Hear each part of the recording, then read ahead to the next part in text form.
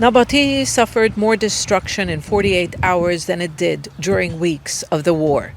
That's how residents described Israel's latest assault, which coincided with a failed attempt to occupy more Lebanese territory. Since Saturday, it's been calm across southern Lebanon.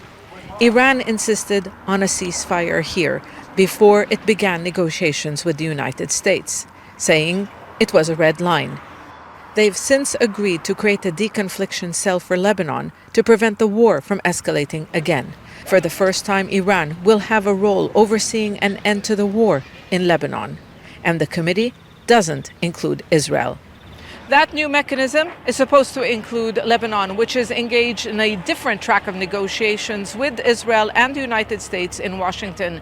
Lebanon's president received a phone call from the U.S. vice president and the Qatari prime minister to discuss how that will work and how to ensure a ceasefire.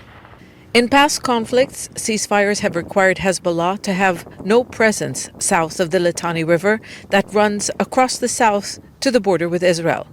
Talks in Washington are about future arrangements that would involve the Lebanese army deploying in the area and disarming Hezbollah in its heartland. But the group won't discuss its weapons while Israeli troops are in Lebanon. Israel controls Lebanese territory along the border, and its leaders say they're not leaving anytime soon. But they are discussing so-called pilot zones with Lebanon's government. That would mean a gradual Israeli withdrawal to coincide with the deployment of Lebanese armed forces, while more displaced people would be able to start returning with international help to rebuild. Hezbollah has rejected this proposal and is calling for an unconditional Israeli withdrawal. There's a ceasefire in southern Lebanon, and talks have begun, with the Lebanese government saying no one negotiates on its behalf. It's banned Hezbollah's military wing and accused Iran of interfering in the country's affairs. The battle now is over a final settlement of a war that's still not formally over.